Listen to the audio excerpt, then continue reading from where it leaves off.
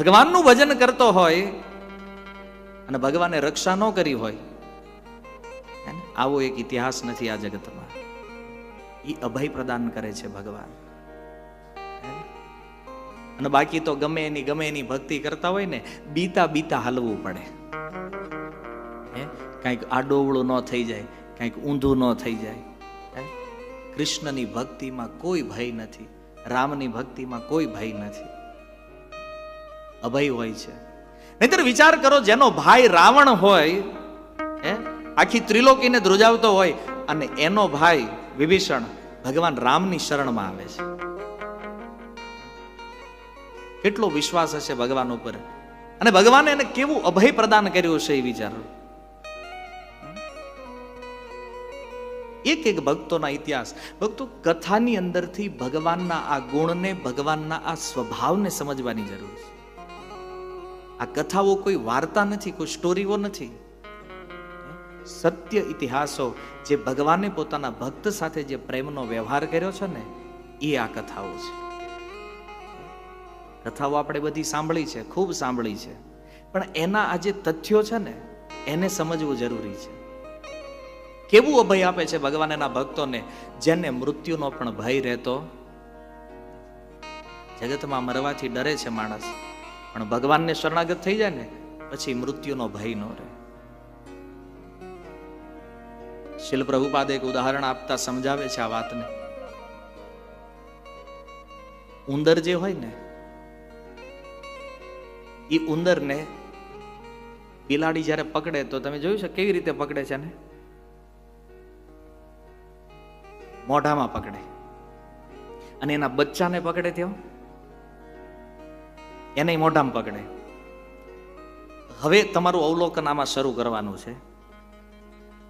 ઉંદર જ્યારે બિલાડીના મુખમાં હોય ત્યારે એની પોઝિશન શું હોય? ઉંદર વિચારતો હોય કે હમણાં 2 મિનિટમાં આપણે ક્યાં કામથી, એટલો ભયભીત હોય.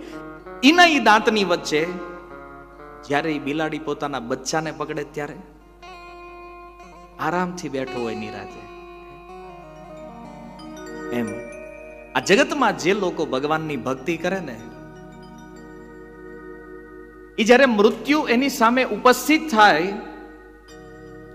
તો એ મૃત્યુ એને ભગવાનના આનંદ સ્વરૂપનું દર્શન કરતા કરતા પ્રાપ્ત થાય છે. એ કાળ પણ એ કાળના રૂપમાં નહીં, ભયના રૂપમાં નહીં, પણ અભયના રૂપમાં ભક્ત સામે પ્રગટ થાય છે. એ કાળથી, મૃત્યુથી ભગવાનના ભક્તને કોઈ ડર નથી હોતો, કોઈ ભય નથી હોતો. પણ જે ભક્ત નથી એ મરે ત્યારે કેટલો ડર હોય છે, કેટલું ડરે છે, ભય લાગે છે, મરવું ગમતું નથી. કેમ? જે ભગવાનને નથી માનતા ને, એની સામે ભગવાન કાળના રૂપમાં પ્રગટ થાય છે, મૃત્યુના રૂપમાં. ભગવાન કહે છે, જો તમે મને ભગવાનના રૂપમાં નહીં માનો તો છેલ્લે મૃત્યુના રૂપમાં, કાળના રૂપમાં માનવો તો પડશે. પણ ભક્તનું મૃત્યુ ખૂબ આનંદદાયક હોય છે. કેમ? એને ખબર છે કે આ દુઃખરૂપ સંસારમાંથી સનાતન આધ્યાત્મિક જગતમાં મારો પ્રવેશ થવાનો છે. એટલા માટે ભક્તને મૃત્યુનો કોઈ ભય નથી હોતો. અને ઓલાને ખબર છે કે આજે મનુષ્ય જીવનમાં છીએ, પણ નક્કી નથી હવે ક્યાં જાશું. એટલે અભક્ત જે છે ને એ ડરે છે. અને ઘણી વાર લોકો પ્રશ્ન કરે, તમે ભક્તિ કરશો તોય મરી જશો, ને અમે ભક્તિ નથી કરતા તોય મરી જવાના. તો ભાઈ વગર કરે જ મરવું. આ મૂર્ખાઓની વિચારધારા છે કે ભજન કરે ઈ મરે, અને જે ભજન નથી કરવાનો ઈ તે મરવાનું તો બેય છે, પણ બેયના મૃત્યુમાં ફેર છે. અભયને શરણાગત થાય ને એને આ જગતમાં કોઈથી ભય રહેતો, પછી ભલે સાક્ષાત કાળ કેમ ન હોય છતાંય ભયભીત નથી. એટલા માટે સુખદેવજી કહે છે, હે મહારાજ પરીક્ષિત, શ્રોતવ્ય કીર્તિતવ્યશ્ચ સ્મર્તવ્ય ચ ઇચ્છતામ અભયમ. જેને આ જગતમાં અભય પ્રાપ્ત કરવું છે ને, એને સાંભળવું પડશે ભગવત કથા, એને કીર્તન કરવું પડશે હરિનામ, અને એણે એ જ ઈશ્વરના નામ રૂપ ગુણ લીલાનું સ્મરણ કરવું પડે છે. તો એ વ્યક્તિને અભય પ્રાપ્ત થાય છે. અને આ મનુષ્ય જીવન જ્યાં સુધી પૂર્ણ થાય ત્યાં સુધી આપણે એક કામ કરવાનું છે. સુખદેવજી કહે છે, જન્મ લાભ પરે પુંસામ અંતે નારાયણ સ્મૃતિ. આ જીવન જ્યારે પૂરું થાય ને ત્યારે એ આપણી અંતિમ ક્ષણમાં આપણી જીહવા ઉપર હરિનું નામ હોવું જોઈએ. કદાચ બેહોશ થઈ ગયા, જીભ કામ નથી કરતી, તો મન તો વિચારતું છે. એ મનમાં હરિનું સ્મરણ હોવું જોઈએ. અને અંત સમયે થયેલું ભગવાનનું સ્મરણ, અંતે નારાયણ સ્મૃતિ.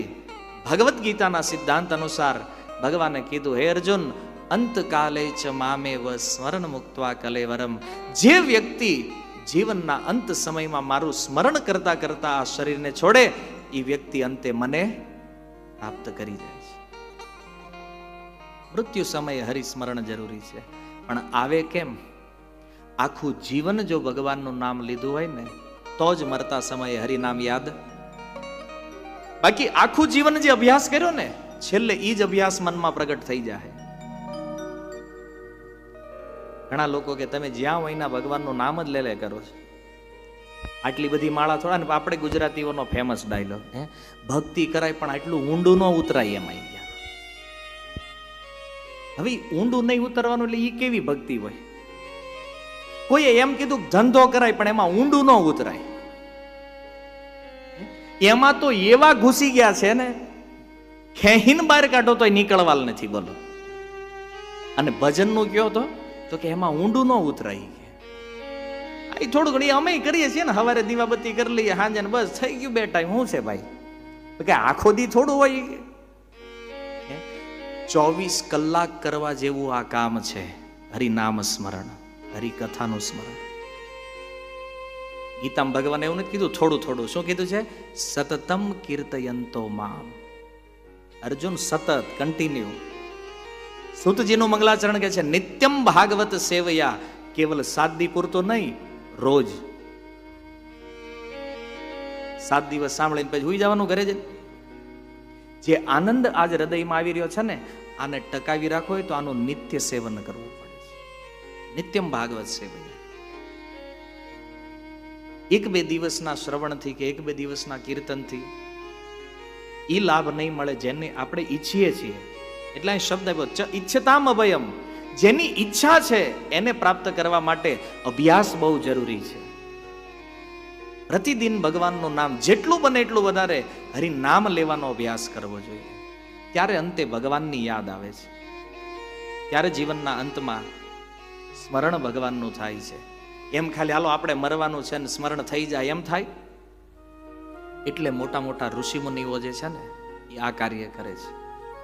જંગલોમાં જઈ ભગવાનને સ્મરણ કરવાનો અભ્યાસ કરે છે.